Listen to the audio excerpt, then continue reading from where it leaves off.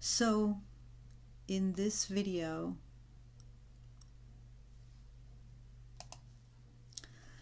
I want to talk about a few other ways to select items, so different selection tools. You recall the marquee here, so we can make rectangles and squares with that one selected. So squares and rectangles. To get rid of them, Control D. Okay, to make ellipses, circles, and ellipses, you just right click there and then choose the elliptical tool. And this one I find kind of hard to manage, but you can make that shape, that shape. If you want an absolute square, oops, hold your shift key down while you drag your mouse. That did I say square? Sorry, circle. It's the same thing for a square instead of a rectangle. So hold shift and you'll get a perfect circle. So why I find it hard is because if I wanted to make that shape, if I start here, it kind of moves it. So you have to kind of guess and then move it over.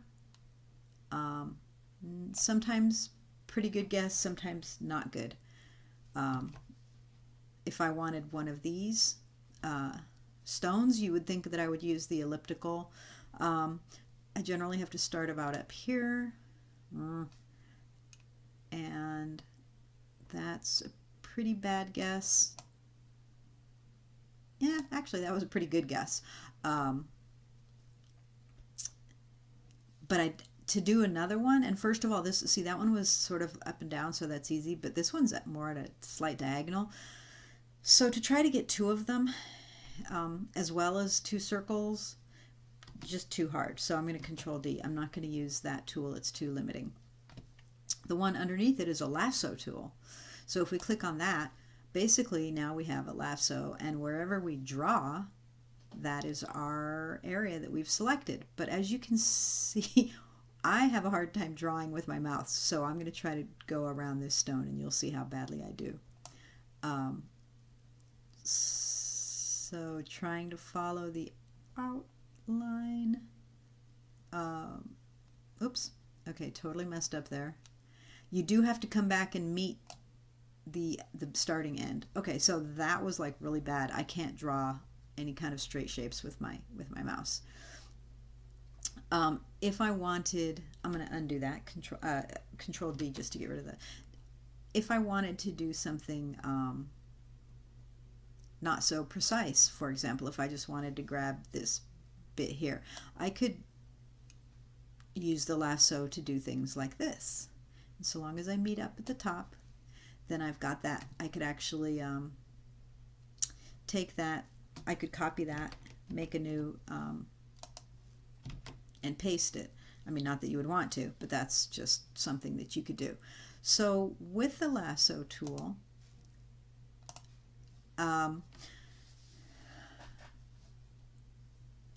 there's, well, okay. See how the edges are maybe not as smooth? If I wanted to smooth the edges, since we're talking about things that we've selected, we go to the Select tab up here at the top, click on it, and let's click Refine Edges. So now we can see it's showing us what we have selected, so it makes it easier to deal with. Now, these are fairly smooth, but here's a little bit of roughness. If I move the smooth bar up, watch those edges. Okay, they didn't change very much because it wasn't very lumpy. So we'll show you smooth in another time. But feather is something different. If I start doing feather, what it's doing is it's softening the transition between the selected area and the non-selected area. So that's a cool effect when you want to start blending things, or sorry, not blending, blurring backgrounds and things like that. You definitely want the feather tool. So, well, as a matter of fact, let's, well, no, because we're not going to, blurring and sharpening is the next video. Okay, so, so that's the lasso tool, which you use to draw. Then this tool underneath that, which to me looks like a paintbrush, so I just call it the paintbrush tool, but apparently it's called the quick selection tool. So if you click on that, now again you have the option of, see my little tiny circle? Up here I can just make it larger. So you can keep doing that till you see the size you want. I have no idea what size I want, but let's just stop here. So let's say I want to get, just for example's sake, I want to get these two stones and these two circles. So I start drawing with my paintbrush, and I picked a large paintbrush, so it gets a lot. Now the reason that was so easy to select is because this stone is a very different color from the background of my hand. Okay, now we have a little bit more problem because now it grabbed the stuff in between the stones. So to unselect stuff, you hold down your Alt key and you just mouse over the things you don't want. Now, if I did want to deselect these two areas, if I really wanted to, what I would do is I would make a really small circle. So I would take it down to small size. Ooh, that's really small. And then I would want to be able to see what I'm doing. So we're looking at this picture at 20%. This is a picture that I haven't resized yet. So if I do Control 1, it goes to full size, and I can actually see then. Now I hold down the Alt key to unselect. And then where I'm drawing, it is unselecting. And yes, I am getting part of the stone, but now I can go over the stone with the select and just re-grab the stone. And I can also see other areas that were kind of wonky. This is not anything I'm doing. I'm not doing this for a reason. I'm just showing you. So like here I missed part of the stone. I can click and drag. And if it goes out, I Alt and drag. So let's go get this part. Okay, I wanted to deselect in here. So I'm going to Alt and then with my mouse go over it. And then I want to reselect this part of the stone that got deselected. So as you can see, it's not a perfect thing, but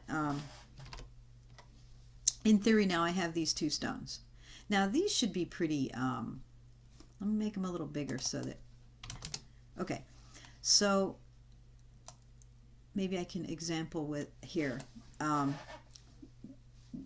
with the smoothing of the edges. So these edges are maybe a little rough, and we can tell that if we go to Select, Refine Edges. Now again, it's showing us what we have selected. So you can see there are some pretty rough parts, and if we say Smooth, it smooths some of them out.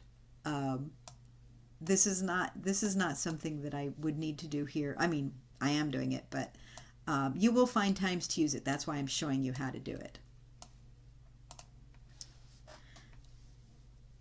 So that's the brush tool. Oh, we wanted to grab the circles too. So let's make our picture back to normal size.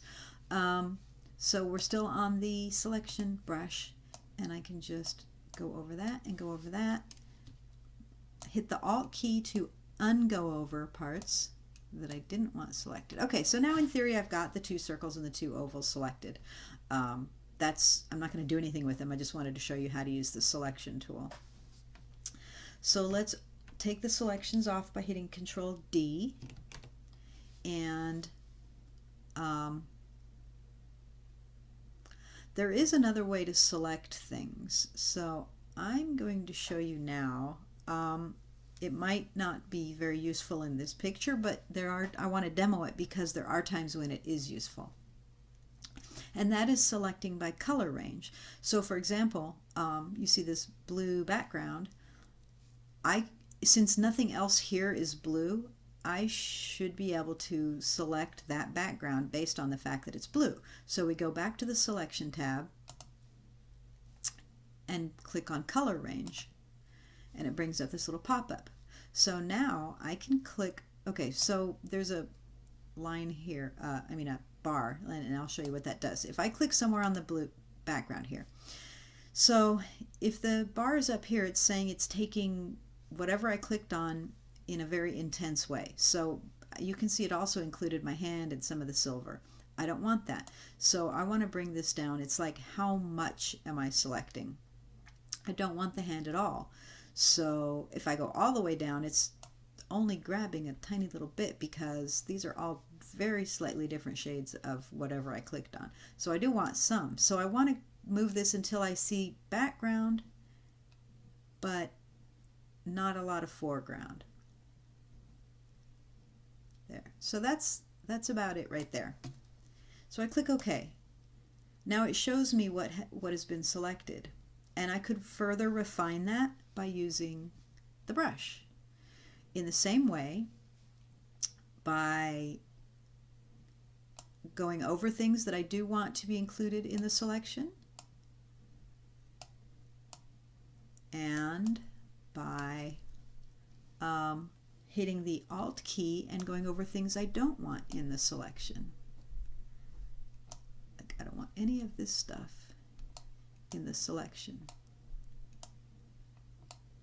Okay, now since the part where the ear wires are is pretty finicky, I'm going to zoom in on those a lot and select and deselect just so you can see. And this is a good example of why I don't see my picture is still huge if we look at it in real size. I don't change the size if I have to do finicky things to it because it's easier to be able to blow them up. Like right now I can also see that those were selected and I didn't want them selected. So now I'm going to move up. Here's another place I didn't want that selected. And I do want this. See, when I went over here it also undid that. But to reselect this, I just go in there. To deselect, it's Alt and do your mouse.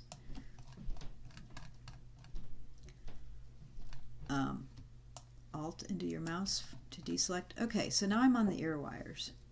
So I don't want the ear wires selected. So Alt and go over them.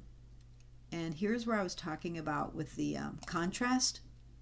It's so little contrast between the ear wires and the background that it's going to be hard to get an exact thing. But I'm going to drag here to get it, and again, undo, redo, redo, redo. And that's about as good as I can get it. Undo.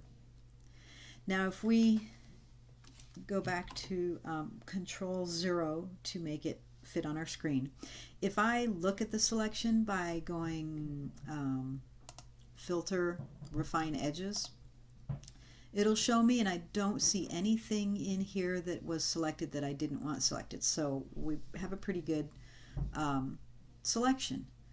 So I can smooth the edges if I want. They weren't particularly rough.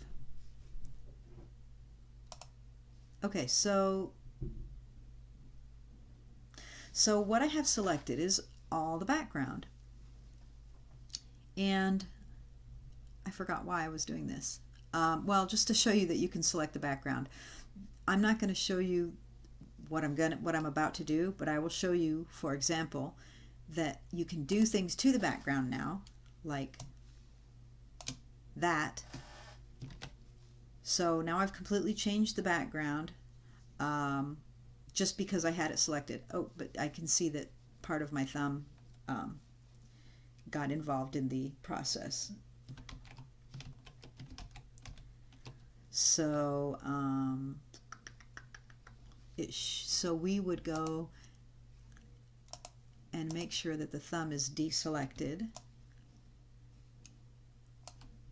and then that got deselected, so reselect that. It's a finicky thing. See, it changed everything. But anyway, that's that's one of the, that's another way to select, is just by selecting color. Let me undo that and show you if I just wanted to let's say everything here is the right color, but just this bit of yellow is just the wrong color. I can change that just by selecting only those colors. So I can select them, but a better way is to click on Image Adjustments and say Replace Color.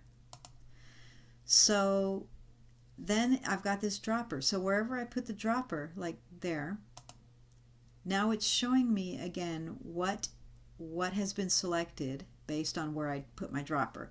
If I move it up, it's going to take more, and if I move it down, it's going to take less. So let's say I want that.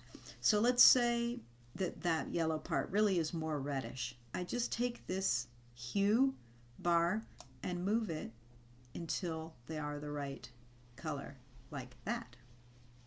Let's say they were yellow, but they weren't so intense. I can take the saturation and just lower them a little bit. So it's not affecting anything other than what I have selected by color range. Okay. So we've gone over some selection tools. And I wanted to show you those because in the next clip we're going to be using our selection tools. And pretty much you always use your selection tools. So I wanted to show you the variety of what you've got there.